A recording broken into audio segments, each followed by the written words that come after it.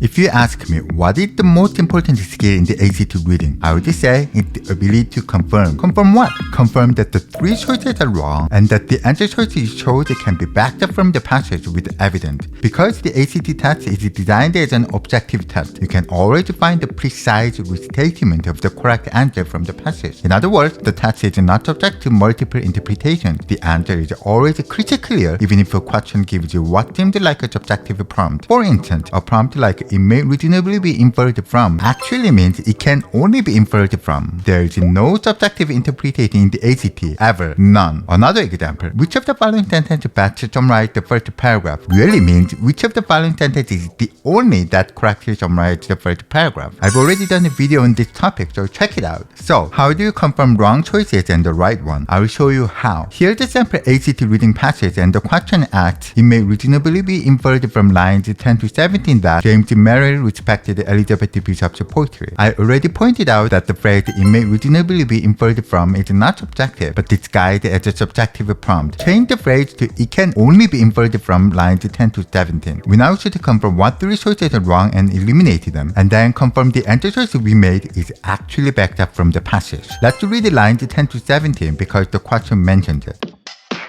As James Merrill writes, Lowell called her one of the four best women poets ever, which can hardly have pleased Miss Bishop, who kept her work from appearing in women's anthologies. Better, from her point of view, to be one of the 40 or 40,000 best poets and have done with it. And he adds, if I raise the issue at all, it's to dissociate her from these sharp-horn polarities. Now, the important thing is you shouldn't make any assumptions or try to interpret it. Many students make mistakes of interpreting the passage on their own and take note of it. You shouldn't, because the test is not subjective. Treat all reading as a hide-and-seek game where you confirm the incorrect choices and eliminate them and find the right one. Let's go over the choices. Option A. James respected Bishop's poetry and wishes that reaction to her poems had not been complicated by gender issues. Let's check the sentence in lines 10 to 17 if this is true. We've already read it before, so let's analyze this sentence. Now, maybe you don't know the words like dissociating, sharp-horn, or polarities. You are not totally out of luck. The ACT is not about vocabulary test, so it always gives you hints here and there so that readers who are not familiar with this term can guess the meaning correctly. Keep on reading the next lines. For the working poet moved by the sexless sunset or the sex indeterminate bidder, the polarities are indeed sharp-horn. Reading this phrase in lines 18 to 20, you can get a hint that something about gender issues is going on with the poet, because the phrase indicates that the poets are moved by the sexless sunset, which emphasizes neutral gender, and the sex indeterminate bidder, which also points to the not so important gender object. And the adverb indeed strengthens James Merrill's opinion on gender issues. For your information, the word dissociate means disconnect, sharp-horn means worn out, and polarities means opposite sides. If you're not still sure whether option A is the correct one, that's okay. Now it's the time to confirm if the other three choices are wrong.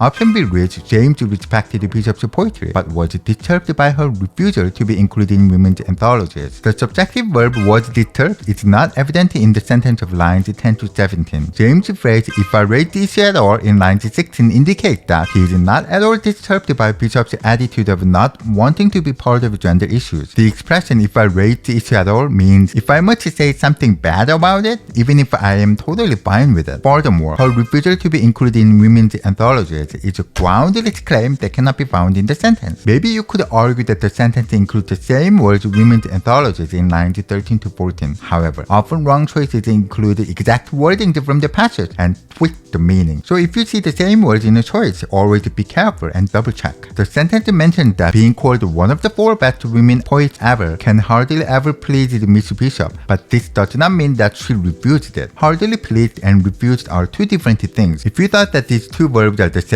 you made a subjective interpretation on your own, which means you fell into the trap designed by the ACT test makers. B is wrong, so eliminate it.